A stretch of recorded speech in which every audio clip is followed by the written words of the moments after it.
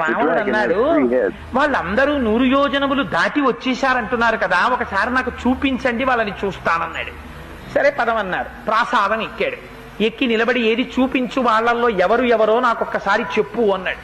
అదిగో రావణ అక్కడ చూడు, అదిగో పక్కన కనపడుతున్నటువంటి వాడు సుగ్రీవుడు, అదిగో చూశావా గద ఎత్తి అరుస్తున్నాడు, రారా రావణ పైకని.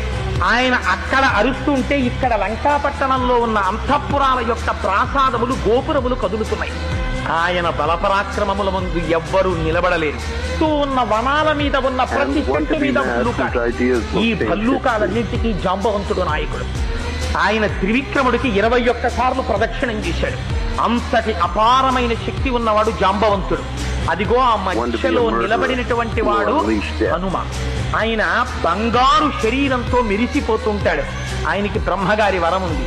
ఆయన ఏ అస్త్రశస్త్రములకు కట్టుబడడు. ఆయన ఒక్కడే ఈ లంకాపట్టణాన్నంతటినీ తిరగదొయ్యాలని ఆలోచన చేస్తున్నాడు.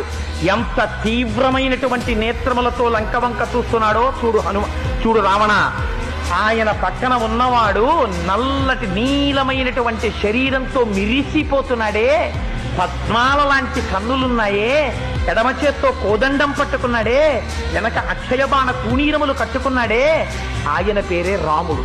ఆయనే జనస్థానంలో 14,000 మంది రాక్షసుల్ని ఒక్కడే కొట్టాడు రావణ. ఆ రాముడి ఇవాళ వచ్చేశాడు లంకాపట్టణం మీదకి.